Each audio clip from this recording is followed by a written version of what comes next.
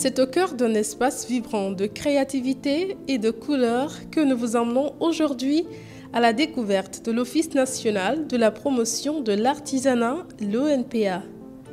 Un véritable temple dédié à l'artisanat guinéen où chaque pièce raconte une histoire et où les ambitions pour ce secteur foisonnent. Midi, l'heure de tournage. La directrice générale nous dévoile leur mission. Promotion des produits artisanaux, formation pour les artisans et financement des activités sont les piliers de l'ONPA, un acteur clé pour préserver et valoriser ce patrimoine unique. Depuis 2022, j'ai été choisie pour diriger l'Office national de promotion de l'artisanat, choisi parmi tant de Guinéens par le général d'armée, le président Mamadi Doumbouya. Et depuis ce temps, me suis attelée à plusieurs fronts, notamment sur plusieurs axes. Le premier axe a été beaucoup de voir dans le cadre institutionnel ce qu'il y avait à faire au niveau de l'ONPA. Donc, de prime abord, j'ai d'abord travaillé sur tout ce qui était relatif aux documents portant sur les statuts, portant sur le corps, les employés. J'ai trouvé un personnel qui n'avait pas de contrat de travail. Donc, je me suis attelée à donner à tous les travailleurs un contrat de travail, à les immatriculer à la Caisse nationale de sécurité sociale, à l'AGIP, mais aussi à l'ONFP.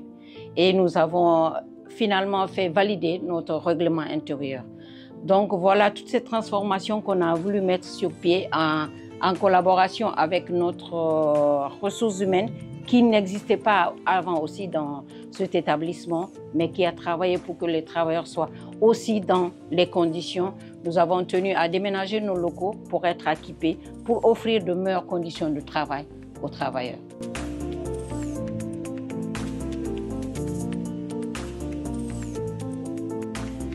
Depuis son arrivée à la tête du département, la directrice générale a impulsé de nombreux changements.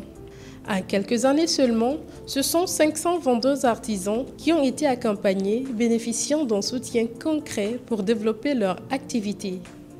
Un véritable tournant pour ce secteur grâce à des actions ciblées sur la formation, la gestion et la valorisation du savoir-faire local. Nous avons hérité de 4 centres d'exposition artisanale qui se trouvent à Boké, Dalaba, Zérekoré et à Kankan. Nous avons fait des travaux de rénovation sur ces sites. Maintenant, 2 sont en exploitation, donc Kankan et Zérekoré.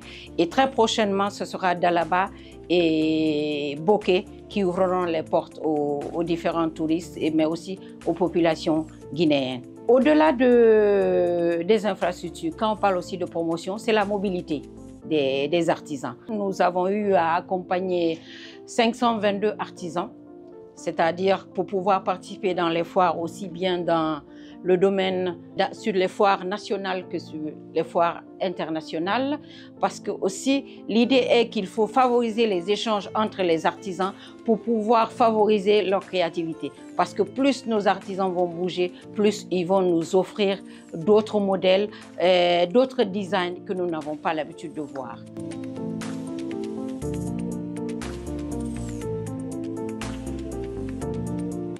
La directrice nourrit de grandes ambitions pour faire rayonner l'artisanat à l'échelle nationale et internationale. Parmi ses priorités, améliorer les infrastructures du secteur afin d'offrir aux artisans des espaces modernes et adaptés à leur savoir-faire. La première, c'est de faire en sorte que les infrastructures soient de taille, que les infrastructures, nos différents centres d'exposition artisanale soient au top, soit vraiment accueillant, ouvert à toute la population. Faire en sorte que notre centre Bamborotin, issu de la coopération guinéo-chinoise, soit rétabli, qu'il serve de lieu de formation, mais aussi d'exposition pour tous ces produits issus du Bamborotin. Mais surtout, doter l'ONPA d'un bus de 50 places. Pourquoi? Parce que la mobilité des artisans, c'est notre credo. Et il est important qu'ils soient à l'aise dans des bus très confortables pour pouvoir faire le tour de l'Afrique, pour montrer tout ce qu'on a de riche, de beau comme artisanat dans ce pays.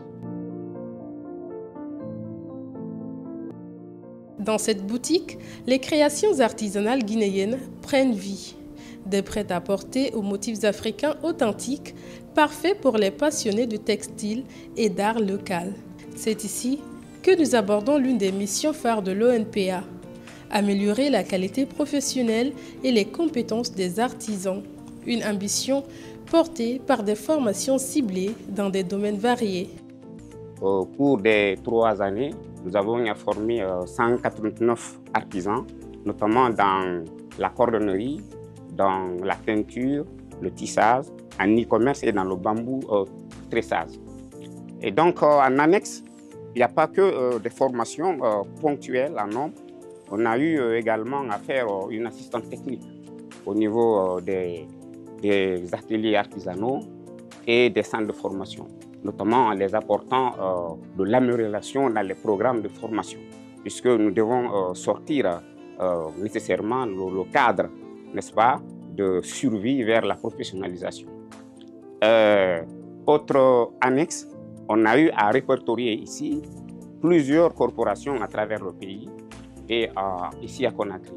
En somme 200 corporations que nous visons, n'est-ce pas, à orienter les formations et pour les amener vers une organisation beaucoup mieux apte à donner des acquis. Et donc, comme vous pouvez le comprendre également, nous avons apporté des certifications, n'est-ce pas, qu'on appelle ici attestations. Et ces attestations ne sont pas nécessairement au niveau des centres de formation professionnelle. Et donc, en annexe, nous avons le ministère qui nous a beaucoup aidé dans l'élaboration des textes d'application pour apporter des normes de qualité au niveau de la formation.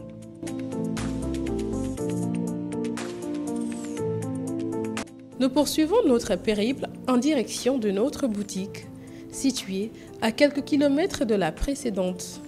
Ce lieu est dédié à la vente d'habits traditionnels guinéens, véritable trésor de patrimoine culturel. Symbole fort du patrimoine guinéen, le célèbre Lépi est en cours de labellisation auprès de l'OAPI, l'Organisation africaine de la propriété intellectuelle. Une étape cruciale pour protéger et valoriser ce tissu emblématique. Pour lutter contre la contrefaçon, des campagnes de sensibilisation sont prévues. L'une de nos missions à l'ONPA, c'est de certifier nos produits. Et aujourd'hui, nous sommes vraiment fiers de porter à la connaissance que nous avons entamé la labellisation du Lépi. Parce qu'aujourd'hui, nous voulons que le Lépi soit reconnu comme un élément du patrimoine culturel guinéen. Donc, les choses vont en bon train. Normalement, les dossiers sont au niveau de l'OAPI. Et en janvier, je pense que nous aurons la bonne nouvelle. On a tellement de beaux tissus, de belles textures, qu'il est impensable aujourd'hui de ne pas utiliser ces produits. Donc, c'est pour ça aussi que je profite de cette occasion pour dire que 2025, ce sera une grosse bataille pour nous, une grande sensibilisation auprès de la population parce qu'on trouve que nos produits sont beaucoup piratés. Aujourd'hui, vous avez un produit sur le marché qu'on appelle le faréaré qui vraiment est en train d'assommer nos mamans, nos sœurs qui font de la teinture. Donc, ce sera une grande campagne de communication et de sensibilisation auprès de la population, notamment aussi sur le Lépi. Parce qu'une fois qu'il sera labellisé, il faudra que tous les producteurs puissent être maintenant à l'aise au niveau des normes. Parce qu'il y aura un cahier de charge qu'on va essayer de diffuser largement pour que tous les producteurs soient au même courant que désormais. Ce sera ça les dimensions et les normes. Pour la promotion de nos textiles, nous avons aujourd'hui vraiment la chance que ça soit quelque chose qui soit porté par les plus hautes autorités de ce pays. À commencer par le CNT qui avait pris la résolution en tant que première institution pour instaurer à chaque session que les conseillers nationaux soient habillés en textile guinéen. Le président de la République n'est pas resté en marche. Maintenant, chaque conseil, les jeudis, Tous les ministres sont en textile guinéen. Le président lui-même, dans ses déplacements à l'extérieur, il est fier d'arborer le textile guinéen. Donc vraiment, nous les encourageons à nous soutenir dans ce sens. Faire en sorte que la promotion du textile guinéen soit vraiment une réalité à l'international.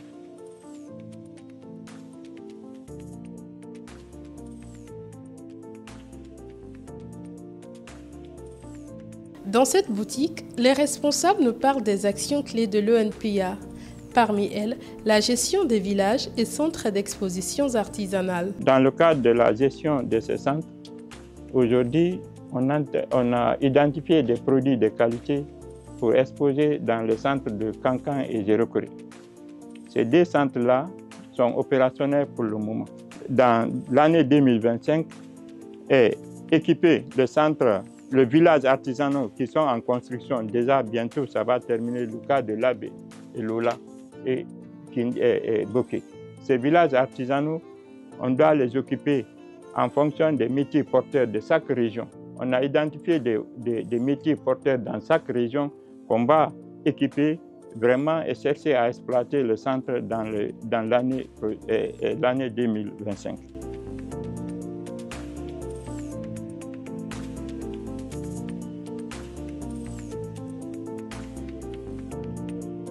Ce voyage au cœur de l'artisanat guinéen met en lumière un secteur en pleine transformation.